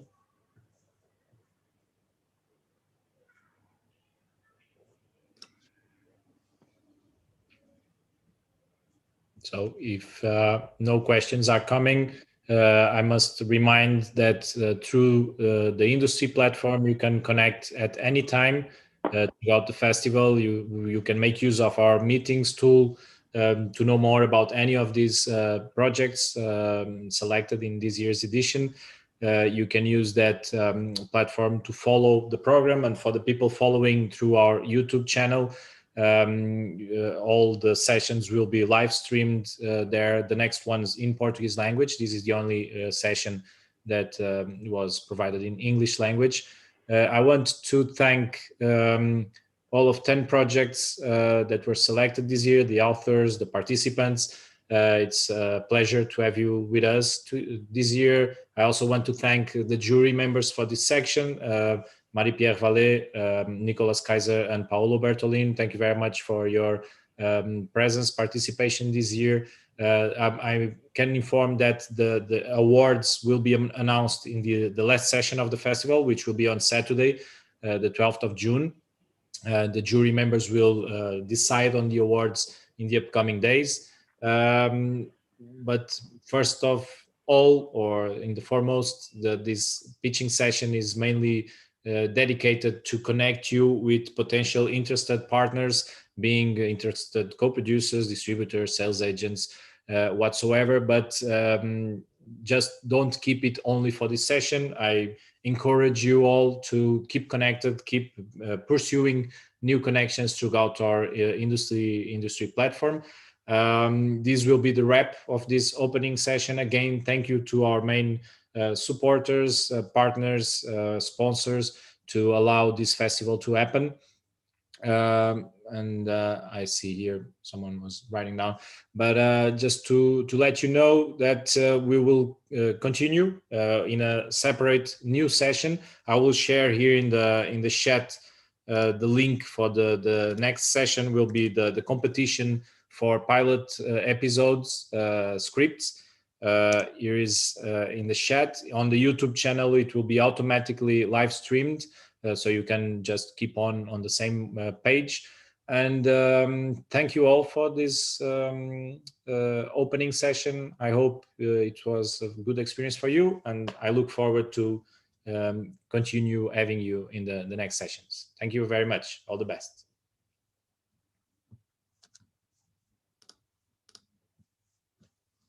Bye-bye. See you in a bit.